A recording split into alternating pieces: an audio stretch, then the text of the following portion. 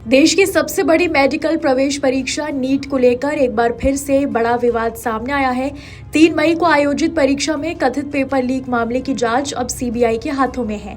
जांच जैसे जैसे आगे बढ़ रही है वैसे वैसे इस पूरे नेटवर्क की परतें खुलती जा रही हैं।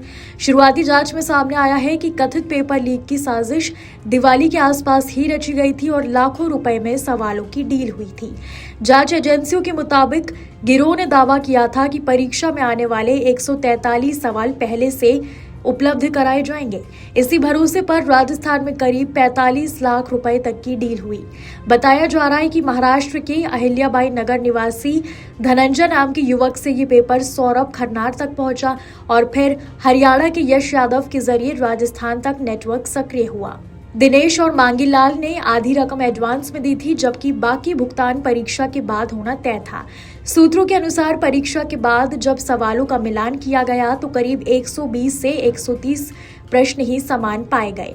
इसके बाद खरीदार पक्ष ने पूरी रकम देने से इनकार कर दिया। यही वजह रही कि कथित पेपर माफिया तक तय रकम पूरी नहीं पहुंच सकी। बताया जा रहा है कि दिनेश और मांगीलाल ने पहले से कई स्टूडेंट्स को भरोसा दिलाया था कि उनके पास पक्का पेपर आने वाला है।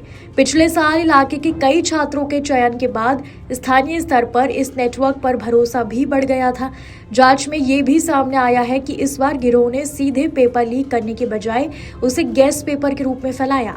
वजह थी कि पिछले वर्षों में पेपर लीक मामलों पर एजेंसियों की सख्त निगरानी बढ़ चुकी थी। ऐसे में माफिया को आशंका थी कि सीधे प्रश्न पत्र साझा करने पर वो आसानी से पकड़े जा सकते हैं। इसी रणनीति के तहत कथित पेपर को कोचिंग सर्किल और छात्रों के बीच संभावित सवालों के तौर पर फैलाया गया। बाद में यही सामग्री सीकर के कुछ टीचर्स और फिजिक्स फैकल्टी तक पहुंची, जहां सवालों के असामान्य मेल पर शक गहराया। सूत्रों के मुताबिक 4 मई की रात करीब 2 बजे कुछ शिक्षक उद्योगनगर थाने पहुंचे और मामले की जानकारी देने की कोशिश की। हालांकि औपचारिक शिकायत दर्ज नहीं हो सकी।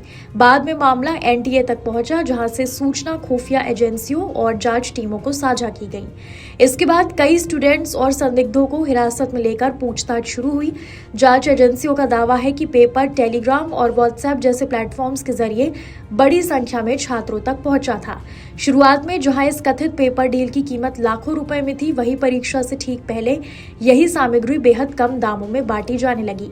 सूत्रों के मुताबिक कुछ छात्रों तक ये सिर्फ 2000 रुपए में पहुंचा, जबकि कई लोगों को इसे मुफ्त में भी साझा किया गया।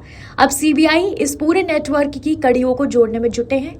जांच एजेंसियां ये पता लगाने की कोशिश कर रही हैं कि आखिर कथित पेपर सबसे पहले कहां से लीक हुआ और इसमें कितने लोग शामिल थे। नीट जैसी अहम परीक्षा में कथित पेपर लीक के आरोपों ने एक बार फिर से परीक्षा प्रणाली की पारदर्शिता और सुरक्षा पर गंभीर सवाल खड़े कर दिए हैं। अब सबकी नजरें सीबीआई जांच पर टिकी हैं कि इस पूरे नेटवर्क का मास्टरमाइंड कौन है और छात्रों के फ्यूचर से खिलवाड़ करने वाले पर क्या कार्रवाई होती है। आपके राज्य की खबरें, आपके शहर की खबरें सबसे पहले जानने के लिए देखते रहें अमर उजाला।